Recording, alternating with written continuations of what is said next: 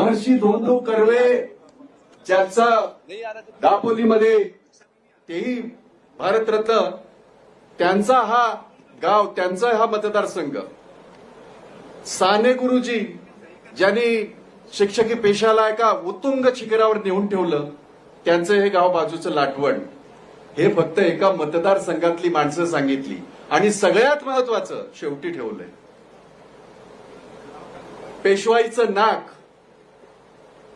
नानासाहेब फडणवीस यांचं सुद्धा गाव याच मतदारसंघात आहे, हे मला आवर्जून आपल्याला सांगावंसं वाटेल.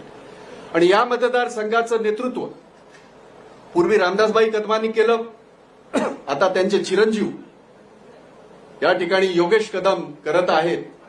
दुसरी त्यांची ही वेळ आहे.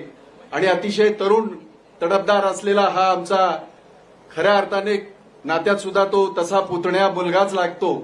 परंतु कामाच्या बाबतीमध्ये मी आपल्याला नम्रपणे सांगतो, वरच्या सभागृहामध्ये काही नवीन आलेले चाचपडताना आपण नेहमीच पाहिलं. खालच्या सभागृहामध्ये आम्ही एकत्र काम केले तुमच्याबरोबर.